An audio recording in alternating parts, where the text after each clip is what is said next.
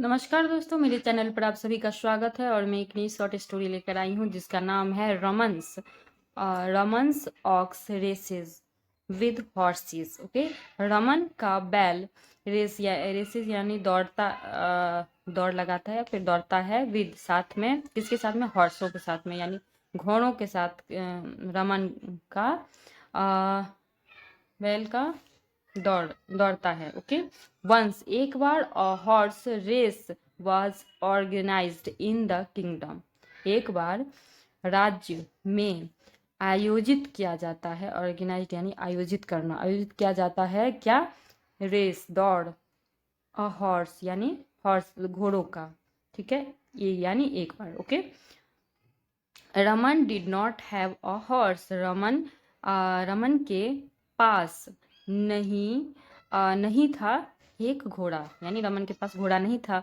सो इसीलिए ही डिसाइडेड, तो वह फैसला करता है, to enrol his ox in the race. Enrol यानी नामांकन कराना, शामिल करना अपने बैल को रेस में। ओके, जस्ट एज मतलब जैसे ही, the horses were being lined up, जैसे ही घोड़े बीइंग लाइंड अप यानी लाइन में खड़े हुए थे। Raman meet the organizers with his ox. Raman मिला आयोजकों से, साथ किसके साथ? अपने बैल के साथ। Okay, my ox will also participate in the race. मेरा बैल ऑल्सो भी पार्टिसिपेट यानी हिस्सा लेगा, इन द रेस दौड़ में। मेरा बैल भी दौड़ में शामिल होगा यानी पार्टिसिपेट लेगा। ही सेड, उसने कहा। द ऑर्गेनाइजर्स, ओके, आयोजक वर सरप्राइज, आयोजक जो थे वो आश्चर्यचकित हो गए। This is a horse race mister, यह है एक घोड़े का रेस या दौड़ महाशय या फिर श्रीमान। You can not make your ox run with the horses. आप मैक कैन नॉट यानी नहीं कर सकते, मैक योर ऑक्स रन यानी आप अपने बैल को दौड़ा नहीं सकते, किसके साथ? घोड़ों के साथ। वाई नॉट, क्यों नहीं? क्वेश्चनड रमन, सवाल पूछा किसने? रमन ने। You speak like that because you know nothing about my ox. आप ऐसा बोल रहे हो क्योंकि, बिकॉज यानी क्योंकि आप नहीं जानते, सॉरी, यू नथिंग यानी नहीं, नो यानी जानना, नहीं जानते, अबाउट माई ऑक्स मेरे बैल के बारे में। ओके, मेरे बैल के बारे में आप नहीं जानते, इसीलिए आप ऐसा बोल रहे हो। वैन इट वॉज अ मेर काफ, यानी जब यह था एक मेयर काफ, मतलब होता है साधारण बछड़ा। It could run a fast as a pony, यह दौड़ता था जैसे फास्ट एज अ पोनी, यानी पोनी होता है टट्टू, जैसे टट्टू दौड़ता है वैसे ही ये दौड़ता था जब एक बछड़ा था। Don't you think that as an adult. Don't यानी होता है डोंट यू यानी आप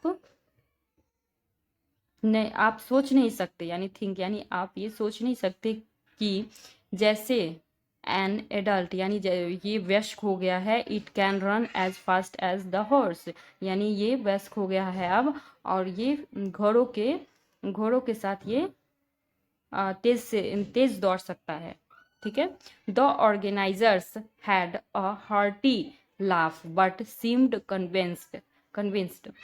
ऑर्गेनाइजर आयोजक जो थे वो हैड अ हार्टी यानी होता है खुश हो गया, मतलब हंसा, बट लेकिन सिम्ड यानी होता है प्रतीत होना।